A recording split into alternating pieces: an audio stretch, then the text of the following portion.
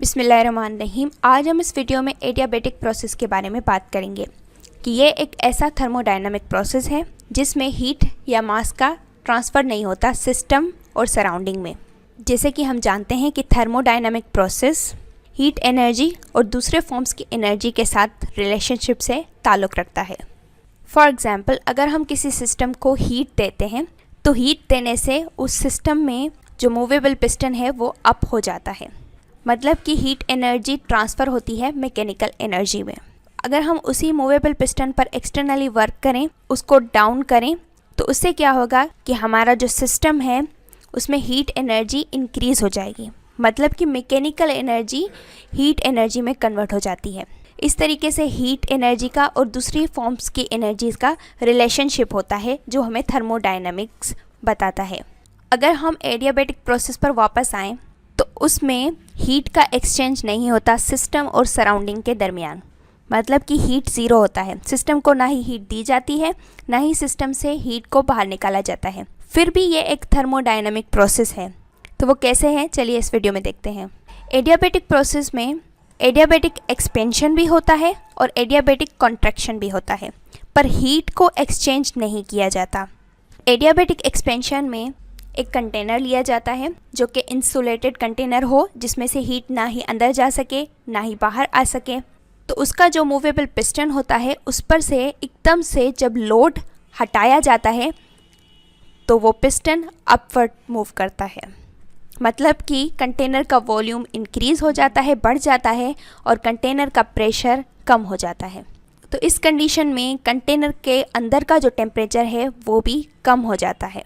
बाहर से कोई भी एक्सचेंज नहीं हुआ हीट का, और उस सिस्टम की इंटरनल एनर्जी नेगेटिव हो जाती है। और अगर हम एडियाबेटिक कॉन्ट्रैक्शन की बात करें तो उसमें एकदम से उस पिस्टन पर लोड बढ़ाया जाता है तो पिस्टन नीचे की तरफ मूव करता है। उस कंडीशन में वॉल्यूम डिक्रीज़ हो जाता है, कम हो जाता है, और प्रेशर बढ़ जाता है।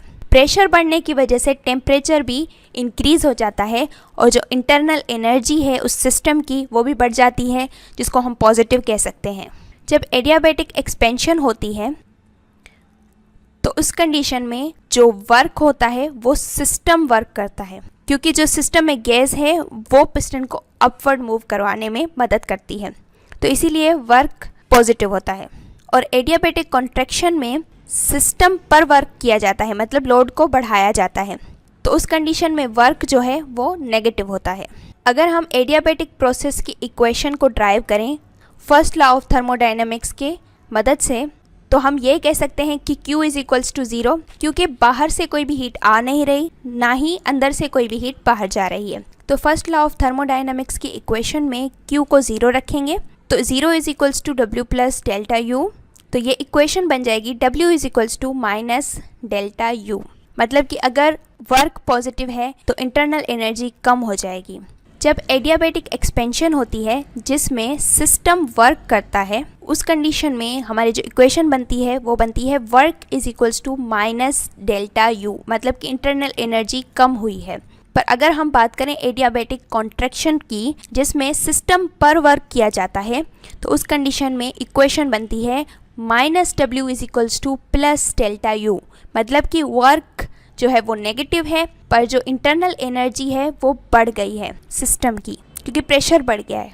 एडियाबेटिक एक्सपेंशन में PV कर्व डाउनवर्ड होता है, मतलब कि प्रेशर कम होता जाता है और वॉल्यूम बढ़ता जाता है, और जो टेम्परेचर इनिशियल था उससे टेम्परेचर फाइनल जो है वो डिक्रीज़ हो जाता है, क्योंकि यहाँ पर इंटरनल एनर्जी नेगेटिव है, मतलब कि उसकी जो इंटरनल एनर्जी है उसका इंटरनल टेम्परेचर है वो कम हो गया है, क्योंकि वॉल्यूम बढ़ गया है और प्रेशर कम हो गया है। पर अगर हम एडियाबेटिक कॉन्ट्रैक्शन की बात करें तो उसमें PV डायग्राम या PV कर्व जो होता है वो अपवर्ड होता है, और जो टेम्परेचर इनिशियली था उससे टेम्परेचर बढ़ जाता है, क्योंकि यहाँ पर जो इंटरनल एनर्जी है वो ज़्यादा है, प्रेशर बढ़ गया है और वॉल्यूम कम हो गया है, तो ज़ाहिर बात है टेम्परेचर भी बढ़ेगा।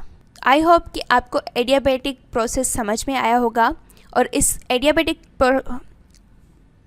उम्मीद है कि आपको एडियाबेटिक प्रोसेस समझ में आया होगा। और इस एडियाबेटिक प्रोसेस के रिलेटेड अगर आपका कोई क्वेश्चन है तो वो आप कमेंट्स में लिख सकते हैं।